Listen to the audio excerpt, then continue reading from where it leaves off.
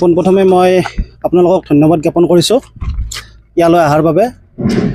আমি কেইদিনমান আগতে নিউজত পাইছোঁ আমাৰ BTCৰ ইয়াম ৰঞ্জিত বসুমতাৰী ডাঙৰীয়া এটা কথা কৈছে যে আমাক এক্সপেল কৰিব, আমাক টাৰ্মিনেশ্যন কৰিব, আমাক চাকৰিৰ পৰা। আমাক কি ভিত্তিত কি যুক্তিত আমাক টাৰ্মিনেট কৰিব বিচাৰিছে আমি নাজানো। গতিকে আজি যিহেতু আমাৰ ইয়াত BTCত আমি এইকাৰণে আহিবলৈ বাধ্য হ'লোঁ, আজি AC মিটিং আছে। আজি AC মিটিঙত আমি শুনিব পাইছোঁ যে আমাক টাৰ্মিনেশ্যন কৰি লেটাৰ ওলাব। গতিকে মই প্ৰমোদ বড়ো ডাঙৰীয়াক, আমাৰ প্ৰমোদ বড়ো ছাৰক মই অনুৰোধ জনাব বিচাৰিম যাতে আমাক টাৰ্মিনেশ্যন নকৰাকৈ আমাক যে চেলাৰীটো পাছ কৰি দিয়ে, কাৰণ আমাৰো ভৱিষ্যত আছে। আমাৰো আজি 5 বছৰে আমি বিনা বেতনে বিনা আমি ডেইলি মানে ৰেগুলাৰ অফিচত যাই আছোঁ, নিজৰ পকেটৰ পইচা খৰচা কৰি।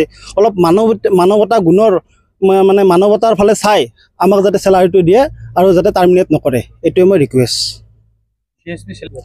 আমাৰ CSB চিলেক্টেড আছিলে নে কি আছিলে আমি নাজানো। আমাক এপাৰ্টমেণ্টখন আমাৰ BTCৰ চৰকাৰে দিছে, আগৰ চৰকাৰে মানে BTCৰ অফিচৰ পৰাই দিছে আমাক। আমি চেলাৰীটো দিয়া নাই এতিয়ালৈকে, কিন্তু আমি ডিউটি কৰি আছোঁ। আমাক খটাই আছে কিন্তু অফিচত। আমাৰ 4.5 বছৰ হ'ল এতিয়া। নাই দিয়া নাই আমাক, আজিলৈকে দিয়া নাই দৰমহাখিনি। গতিকে মই আপোনালোকৰ জৰিয়তে আমাৰ BTC গভমেণ্টক মই অনুৰোধ জনাব বিচাৰিছোঁ যাতে অতি সোনকালে আমাৰ চেলাৰীটো ৰিলিজ কৰি দিয়ে আৰু যাতে টাৰ্মিনেট যিটো কৰিব খুজিছে এই টাৰ্মিনেটটো যাতে নকৰে, এইটো মই ৰিকুৱেষ্ট কৰিছোঁ। আপোনালোকে এই বিষয়টো আলোচনা কৰিছেনে চৰকাৰৰ লগত? কৰিছোঁ বহুত কেইবাৰ কৰিছোঁ। মানে প্ৰমোদ বড়ো ছাৰকো লগ কৰিছোঁ, যিমান জিয়াম আছে চবকে লগ কৰিছোঁ।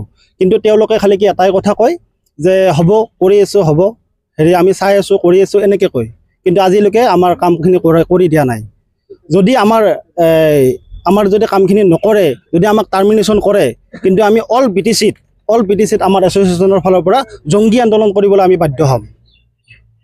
চৰকাৰৰ সময়ত নিযুক্তি দিয়াৰ বাবে প্ৰমোদ বড়োৱে ৰেগুলাৰ কৰিব খোজা নাই নেকি? সেইটো আমি নাজানো। আপোনালোকে এনেকৈ অনুমান কৰে নেকি? সেইটো আমি নাজানো। সেইটো তেওঁৰ মনোভাৱ, প্ৰমোদ বড়ো ছাৰৰ মনোভাৱ। এইটো আমি নাজানো। কিন্তু আমাৰ কোনো দল চল সেইবিলাক আমাৰ ক'ব লগা নাই। কিন্তু আমাৰ চাকৰিটো ৰেগুলাৰ কৰিব লাগে। আমাৰ সেইটোৱে, ইয়াত যোনে চৰকাৰ নাথাকক কিয় আমাক চাকৰিটো ৰেগুলাৰ কৰিব লাগে আৰু আমাক যিটো চেলাৰী দিয়া নাই চেলাৰীটো দিব লাগে, সেইটোৱে।